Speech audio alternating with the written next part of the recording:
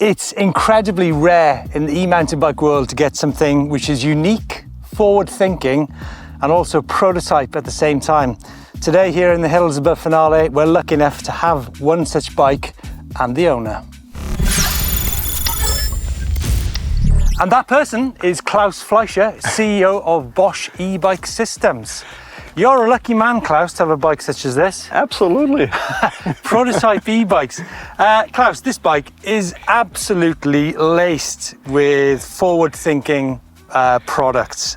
Should we go through it? I mean, I'm looking at Sure. It's a Nicolai Swift at the heart, 150mm travel, 29-inch wheels. We saw a similar version to this bike at the Eurobike last year, but this is your own custom bike, right? Yeah. It's your custom frame too. It's a custom bike, it's a prototype. And it's important to understand that this is a prototype which might not go into production as it is here. It's based on Nicolai's Saturn Swift, which he has launched last year at the Eurobike with the Bosch Performance Line SX with our smaller model. Can I stop you there? So this isn't an SX bike? It is based on an SX bike, but it's not an SX bike. Right. It's based on the Saturn Swift Nicolai introduced last year at the Eurobike with our new Performance Line SX. And then I asked him, Kalle, can we use this beautiful bike and build a prototype just as a mule bike for me so I can test different options? And he put in the current CX just as a prototype. This may never make it to the market, right? But for me it's very handy to do a lot of testing. So hold on, you telling me you're not sat behind a desk all day? No, no, I'm an industry sponsored test rider. You're lucky man. Wow, that looks so compact, doesn't it? I mean, it makes sense. So that's going to mean you're going to need a bigger battery. So I guess this is the next part of the story, isn't it? The next part of the story is that in the frame, it comes with the Compact Power Tube 400. And with the SX, the SX is a little shorter, you can slide it out of the down tube. Right. Now with the CX, as it is a little longer, so the internal 400 battery you cannot take off. And then I said, I want to have the same range as I have today with my 750 watt-hour battery. So this is a Power Pack 400. And this is based on our dual battery technology, which we have introduced already in 2014. I think that's definitely the way to go ahead. You know, people talk about range extenders. A range extender is like this big, but when you've got a battery which is pretty small anyway, it makes sense just to have a 400. Yeah, it's 400. 400 makes 800. If you want to go on a longer ride, you just take another 400 into your backpack, which is 2 kilograms. I mean, that's not very much weight. So you get a bike which is, 1,200 watt hours. That's insanely big modular. Right? Exactly. I think modularity is it's key. Got to be the way, right? Yeah. So you're telling me to go back to the motor. So the CX motor extends a little bit further in the front of the motor? A little longer, yeah. Right. But which means he also used then the space for the charge on bike socket, which is here. And if you use the charge on bike socket, then you charge the internal and the external battery at once. Or you take off this battery, then it charges only the internal. So this is also modularity. Interesting. It must be really cool riding products which are maybe 1, 2, 3 years down the line, right? What shall I say? Yes. This is why we do it. but the reason innovation comes from inspiration, and inspiration comes from riding. So that's the question is actually, Claus, you've got the fantastic Bosch SX motor, you've got the CX, you've got the CX Race. Yeah. Is there obviously you must ride both motors. How much of the time is 150% of the 50, or is it like 30-70? I would say last year it was 50-50 because SX was new. But if I look into my personal preferences, it's 2/3 CX, 1/3 SX. Yeah. Because I prefer more enduro style riding, alpine trail riding, high alpine adventures, and then the SX just gives you more support and more. And you also like hanging out in super technical places by the beach in the sun, right? Absolutely. No, I did the roll up yesterday on the SX. Wow, this is super tough. I did it 10 times on the CX. and it just gives you more support. And with the SX, I was suffering a little bit more. Well, suffering's good, isn't it? Yeah. So, yeah, actually, what I think about Bosch, this big year for Bosch, right? I mean, it's 10 years of uphill flow, which is very close to my heart. Yeah. But there's lots of other things going on as well, isn't there? It's overall 15 years of Bosch e-bike systems, being founded in 2009, and then it's also 10 years of Bosch being in the US. So we opened our office in California in 2014, which is based on here. It's 10 years in the US. I just came back from Sea Otter Classic, where we celebrated this. And then we have 10 years of dual battery, which is in that bike. We have also 10 years of eShift, which is our electronic shifting technology. I think that's possibly the subject we should turn to next. You've got the 3x3 rear hub on this bike with the belt drive. Should we grab some shade and have a chat about that? Absolutely, do that.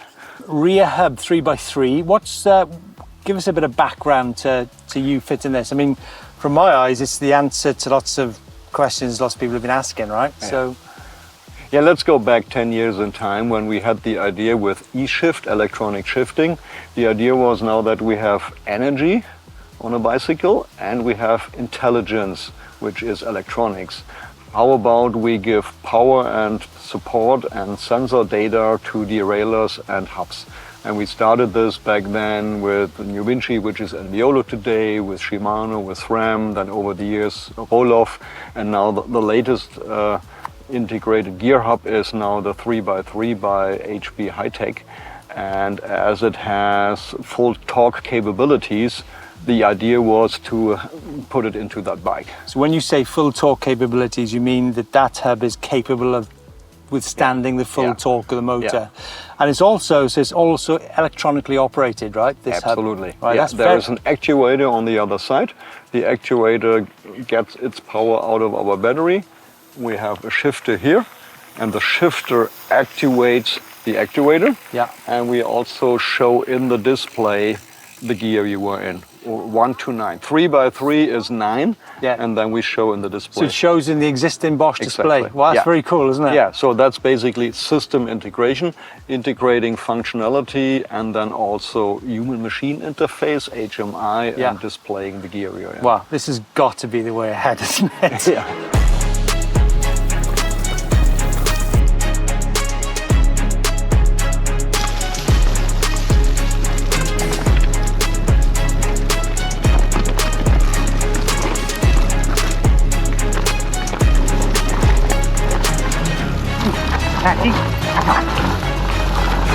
Just trying the ABS braking out here again.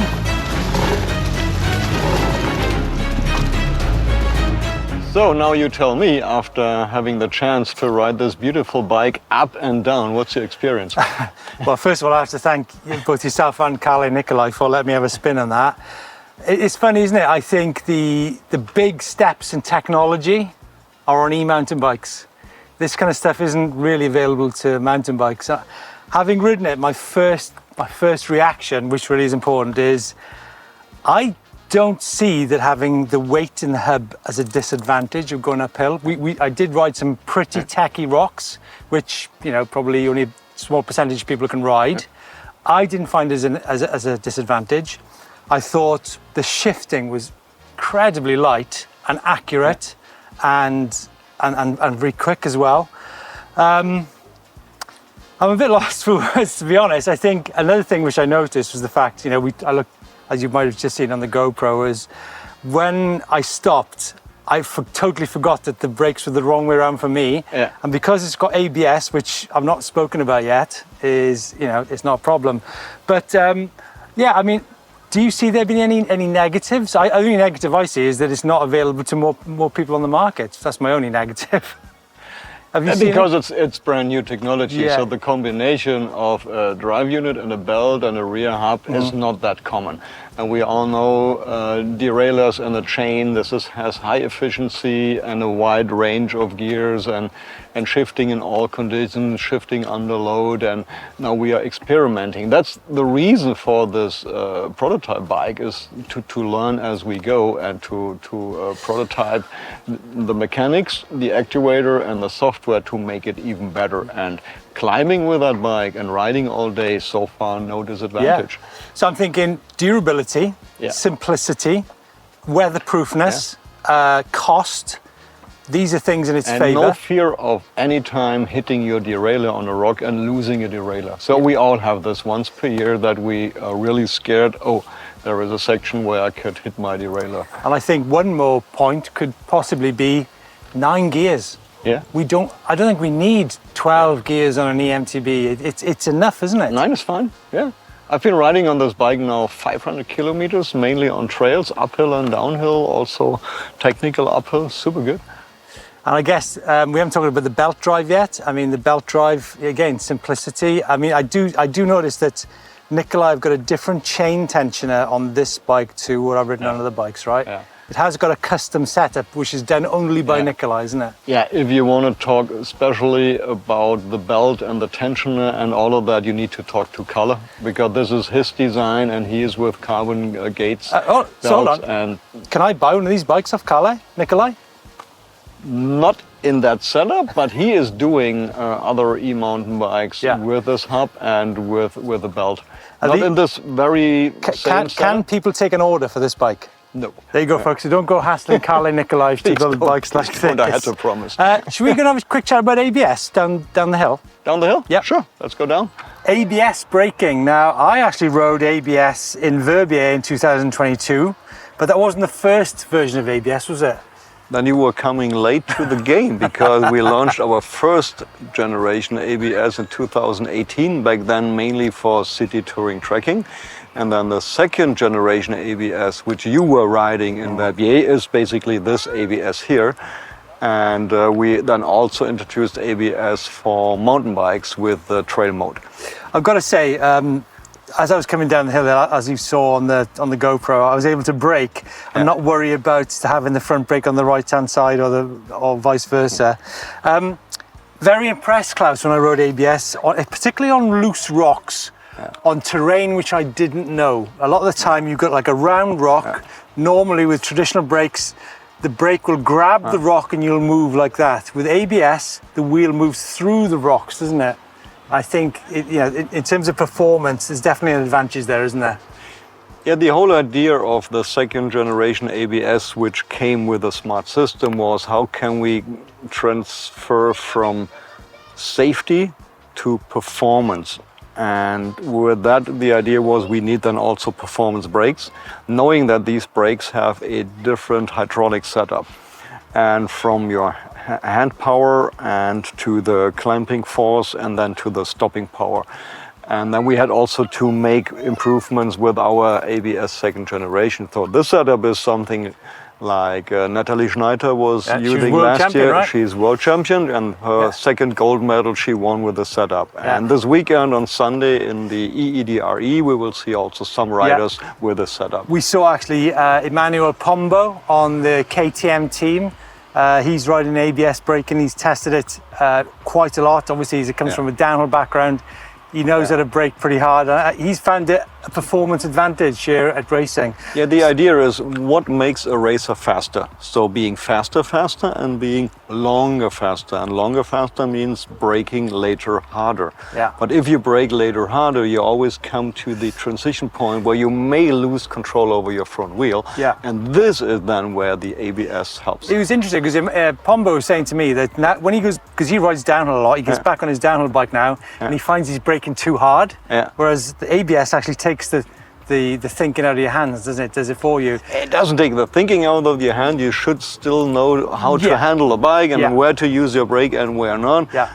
But the physical limits, which are very tiny if you are a racer at that speed, this is where the ABS helps to get a little bit more margin at the edge. So I've got to ask you, Klaus, where do we go with ABS from here?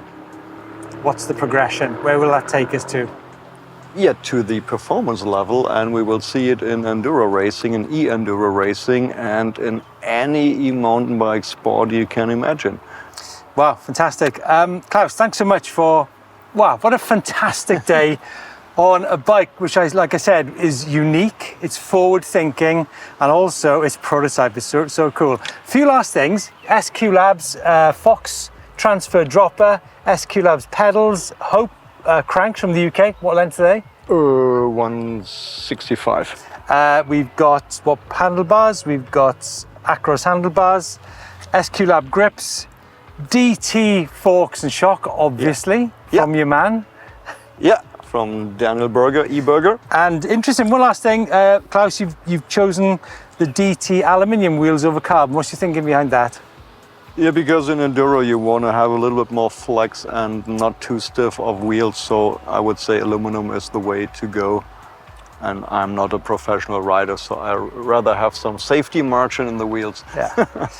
So one final thing from me, very, very excited to ride a bike such as this. It makes me think, oh my God, I really need to spend some more time on, you know, the hub gear, belt drive, the full power with the 400 range extender and the 400 down tube. Remember, Klaus, you can probably run this as a short ride bike with 400, or you can make it up to 800, or as you mentioned, go up to 1200. So folks, let us know what you think about Claus Fleischer's prototype Saturn Swift. Credits go to Kalle Nicolai. Thanks, Kalle, for building this toy for me to play around with all the different setups which are now possible. Thanks. Cheers, guys. Ciao. Bye-bye.